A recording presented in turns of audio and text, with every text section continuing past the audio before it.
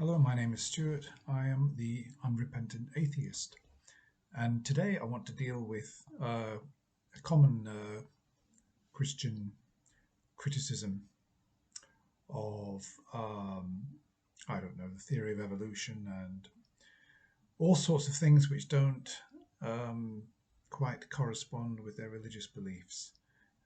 Were you there? This is absolutely quite unbelievable that this is actually being used to rebut uh, a theory which has got so much scientific evidence for it. Were you there? So, in other words, were you there watching evolution as it happened? And were you there uh, from the beginning, watching the cells build up and evolve into all the different species? The implication being that if you weren't there observing it all, it couldn't possibly be true. So, of course, it's been said you can flip this around and say, well, regarding Jesus' resurrection, were you there? You could do that, but there's no need really, because in my view, all you've got to do is point out a couple of things. First of all, eyewitness testimony is not always that reliable. So, in other words, even if you were there, it doesn't mean that your interpretation of the events that you witnessed are actually true. We see this in criminal trials. We see this when witnesses go to an identity parade and they pick out the wrong man. All this type of thing. So eyewitness testimony and being there is no guarantee that you have actually got the correct version of events, that you've nailed the truth. In order to arrive at something which is likely to be close to the truth or the truth, we don't rely on eyewitness testimony. We don't even necessarily rely on observation. What we do is we examine the available evidence that we've got that we can examine. We examine the data and we collate it all together. We analyze it and we use it to determine if our hypothesis is true or likely to be true. So we don't necessarily rely on direct observation or eyewitness testimony. This is also something that this thing about the implication that being there or eyewitness, that if something seems a particular way, then that's how it is. Now, this is what the flat earthers are doing, that you walk out onto the street, the earth appears to be flat, and therefore it is flat. Simple, isn't it? But that's not how we determine the truth of reality. We take all the evidence that we've got and we analyze it. We don't just look at the sun or we don't just look at the sky and say, well, the sun appears to be no more than, from what I can see, the size of an apple, because it's just this tiny little thing in the sky. So it must be the size of an apple. No, that's not how we do it. We analyze the data. We collect data and we analyze. We make calculations and we either build up an argument or we reach a conclusion based on the data. We check that the data is accurate, and then based on that we reach a conclusion. We do not rely on our senses.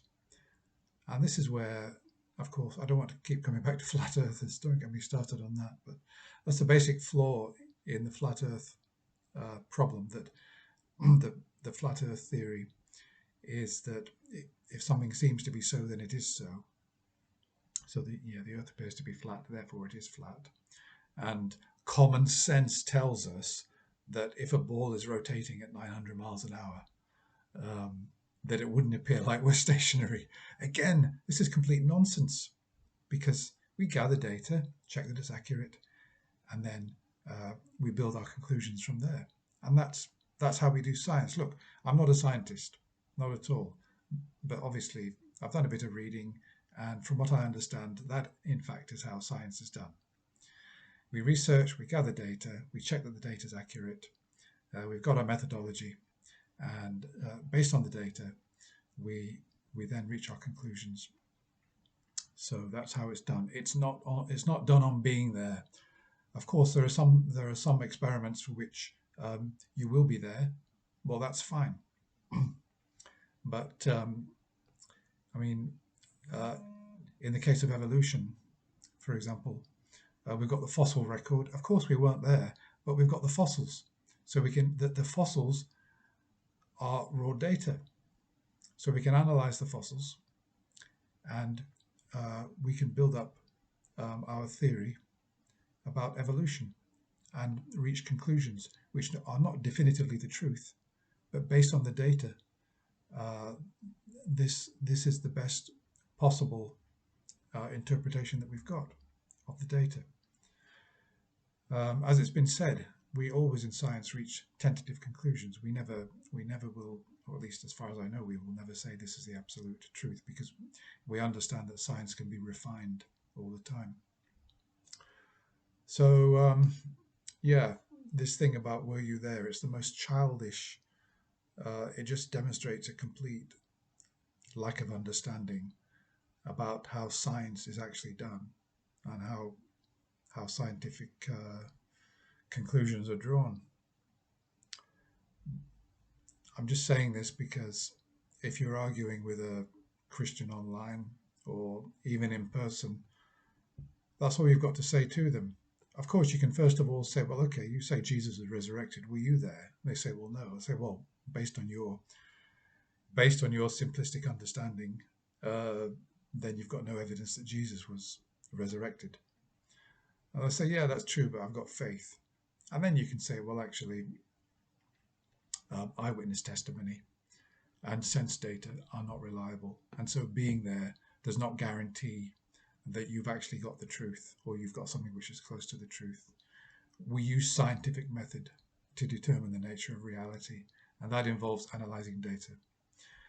Okay, well, I don't want to bore you anymore with this. It's obviously, if you understand all this, I'm preaching to the converted anyway, and I doubt if there'll be many Christians watching this.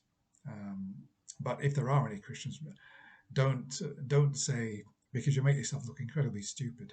Do not say, were you there, about evolution? Why were you there? Did you see it happen? Don't be stupid. Even in murder trials, you can't convict somebody on eyewitness testimony alone. You need DNA evidence. This is it, you see, you need data. You need the evidence. You need all the evidence. Eyewitness testimony is just one type of evidence. But as far as I understand, it's not enough to convict somebody of murder. If you've got one eyewitness, it's not enough. I'm not sure, maybe several eyewitnesses, possibly. But these days, trials rely on scientific evidence, forensic evidence, that type of thing.